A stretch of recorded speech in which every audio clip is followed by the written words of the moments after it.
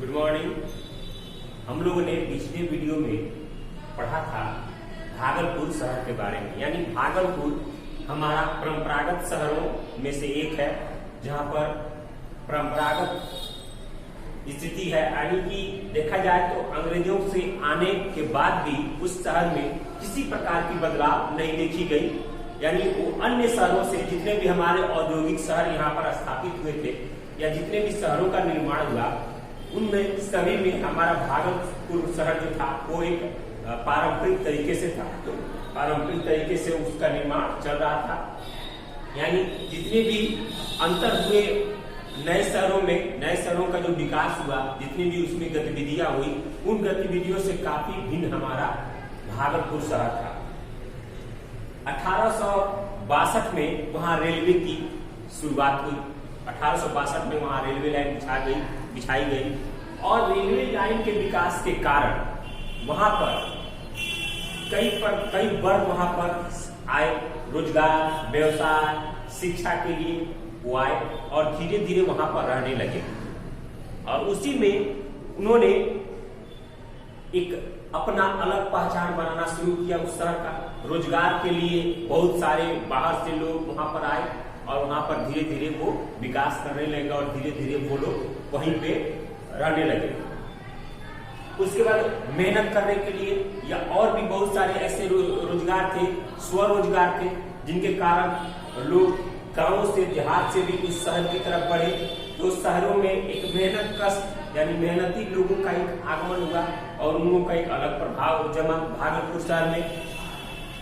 गंगा नदी के किनारे रहने के कारण कालीघाट, मायागंज, गंगा नदी के किनारे चूंकि भागलपुर शहर बसा हुआ है, तो नदी के किनारे बसने के कारण जो कालीघाट है गंगा नदी के किनारे, जो मायागंज है, उसमें झोपड़ी नुमा आपको देखा जा सकता है। लोगों का रहन सहन झोपड़ी बनाकर गंगा नदी के किनारे और वो लोग वहां पर अपना जाल सा बिछा दिया। उन्होंने एक अपनी कॉलोनी की व्यवस्था की और धीरे धीरे वो लोग अपना वहां पे रहना शुरू किए और उसका विकास होते चला गया। ब्रिटिश राज में भू राजस्व की प्राप्ति के लिए, भू राजस्व कहने का मतलब है भूमि का जो लगान होता था, वो प्राप्ति के लिए वहां पर अनेक जमींदार परिवारों का भी आगमन हुआ। क्योंकि जो भारत में अंग्रेज थे, उन्होंने पुराने जमींदार को समाप्त कर नए जमींदारों को अपनी जमींदारी दे दी थी, लगान वसूल करने के लिए, राजस्व वसूल करने के लिए।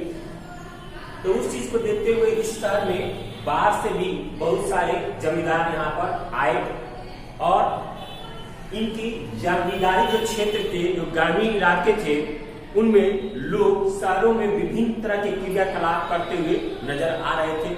जब जमींदारी आई यहाँ पर, तो जमींदार जब उन्होंने अपना जमींदारी शुरू किया, जमींदार के रूप में उन्होंने अपना प्रभाव जमाना शुरू किया, तो उस समय यहाँ पर जो गांव के लोग रहते थे, जो गांव के छोटे छोटे जमींदार थे या गांव के जो मेहनत कश लोग थे, वो लोग इन लोगों के संरक्षण में आ गए और धीरे धीरे इन लोगों का विकास होने लगा। इसके साथ ही जमींदारी का जो क्षेत्र था वो भागलपुर, मुंगेर, बांका, नवगछिया, पूर्णिया आदि इन क्षेत्रों में था। यानी जमींदारी का जो केंद्र था, जो सेंटर था, वो इन सारे क्षेत्रों में बसा हुआ था, जिस पर जमींदार लोग अपनी जमींदारी वसूल करते थे। वो अपना सेंटर, अपना केंद्र एक बनाए रहते थे। उसके बावजूद में शहर में मंदिरों, शिक्षण संस्थानों, हॉस्पिटल, चिकित्सालय जिसको बोलते हैं, अनाथालयों एवं परोपकार के कार्यों में ये जमींदार जो थे वो अपनी महत्वपूर्ण भूमिका अदा करते थे। यानी वहां पर जितने भी चिकित्सालय थे, हॉस्पिटल थे या आपको परोपकार के जो भी साधन थे, मंदिरों, मस्जिदों या आपको अनाथालयों, इन क्षेत्रों में ये जमींदार काफी मदद करते थे। तो इनकी स्थिति समाज में काफी मजबूत होती थी। उस कारण से लोगों पर इनकी पकड़ मजबूत होती थी, लोगों के बीच में इनकी स्थिति काफी मजबूत होती थी। इस प्रकार कई कस्बों को मिलाकर भागलपुर शहर दूर तक फैला अत्यंत सघन आबादी वाला शहर बन गया।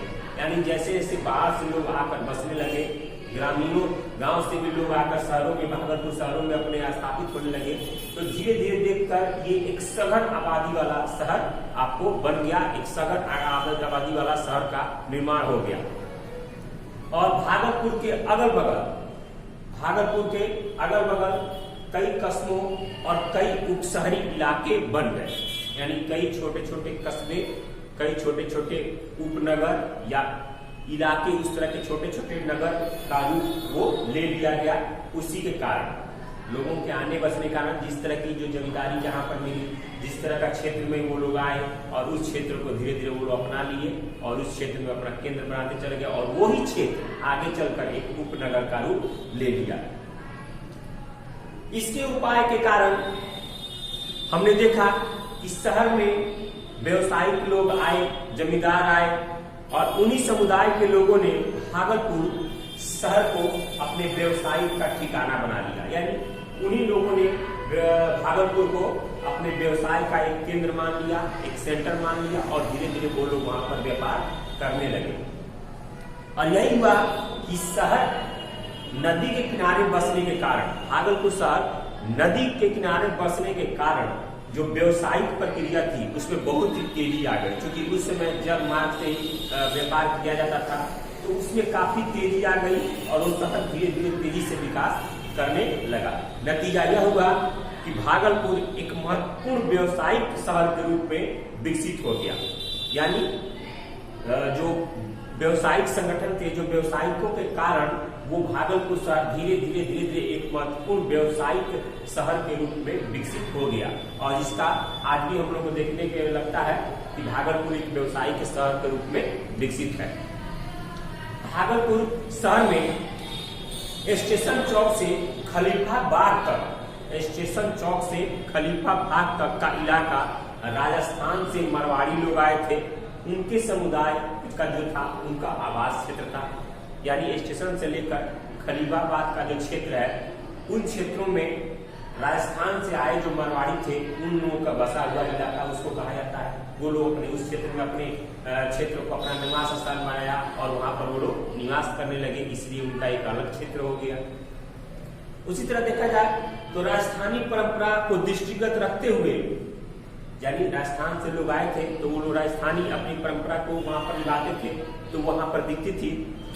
मारवाड़ियों ने अपने घरों के बाहर दुकान खोलकर व्यवसायिक गतिविधियों को प्रारंभ किया, यानी जब राजस्थान से मारवाड़ी आए तो उन्होंने अपने क्षेत्र में दुकानें खोली और दुकान खोलने के कारण वो व्यवसायिक प्रक्रिया जो थी उसमें तेजी आ गई। उन्होंने दुकान खोलकर व्यवसाय करना शुरू किया, बिजनेस करना शुरू किया और धीरे धीरे व्यवसाय शहर के रूप में वो बदलने लगा। मारवाड़ियों के साथ साथ राजस्थान में मारवाड़ियों के साथ अन्य भी दूसरे जाति के लोग, दूसरे तरह के लोग भी मारवाड़ियों के साथ भागलपुर में आए और भी जातियां कई आई भागलपुर में मारवाड़ियों के साथ। तो उसमें जिसमें आपको दर्जी, मोती, नीलगढ़, छिपा, जिसको हम लोग अंग्रेज बोलते थे, और बिसाती मुसलमान भी थे जो मारवाड़ियों के साथ राजस्थान से वहां आए। और वो लोग भी जिस तरह से व्यवसाय से जुड़े थे, वो लोग जिस तरह के अपने पारंपरिक व्यवसाय से जुड़े थे उस तरह का व्यवसाय उन्होंने अपना शुरू कर दिया। इस तरह राजस्थानी मोचियों की दुकान, हड्डिया पट्टी, राजस्थानी जो मोची आए थे तो हमारे चप्पलों जूतों का निर्माण करते थे, वो लोग आपको हड्डिया पट्टी के क्षेत्र में थे, यानी उन्होंने अपना एक क्षेत्र बनाया हड्डिया पट्टी, जिसमें आपको मोचियों की एक संख्या मिलती है जो राजस्थान से आए वो लोग अपने बस गए। उसके बाद वहां पर उन्होंने मोची के चमड़े के ऊपर कसीदे का भी काम करते थे और चमड़ों की बहुत ही बेहतरीन किस्म के वो लोग चप्पल और जूतों का निर्माण करते थे। इसलिए वो क्षेत्र जो था उस क्षेत्र मोचियों के एक कसीदेकारी के क्षेत्र में वो विकसित हो गया और उस क्षेत्र को मोचियों के क्षेत्र में जाने जाने लगा और धीरे धीरे वो क्षेत्र उसी के लिए विकास कर गया। यानी आज भी जाए तो उस क्षेत्र में जाएंगे तो उस क्षेत्र में लगेगा कि ये चप्पल जूतों के लिए बेहतरीन कसीदाकारी चप्पलों के लिए ये क्षेत्र विकसित है। तो हम आजकल भी देखते हैं, आज भी जाने पर वर्तमान समय में भी वहां पर जाने पर उस क्षेत्र को हम देख सकते हैं जिस क्षेत्र में बाहर से आए लोगों ने जिस तरह से व्यवसाय किया वैसा वहां क्षेत्र स्थापित हो गया। तो इस तरह से देखते हैं कि भागलपुर शहर में किस तरह से विकास हुआ और किस तरह धीरे धीरे भागलपुर व्यवसायिक शहर के रूप में विकसित होने लगा, व्यवसायिक शहर के रूप में सामने आने लगा और धीरे धीरे वो विकास करने लगा। तो आज के वीडियो में इतने ही। अगले वीडियो में इसके आगे और भी पढ़ेंगे कि भागलपुर में कौन कौन से शहर किस किस कारणों से बसे गए, कौन कौन से उपनगर किस किस कारणों से वहां पर बसे और उनका विकास हुआ। तो अगले वीडियो में हम लोग मिलेंगे अगले टॉपिक के साथ। धन्यवाद।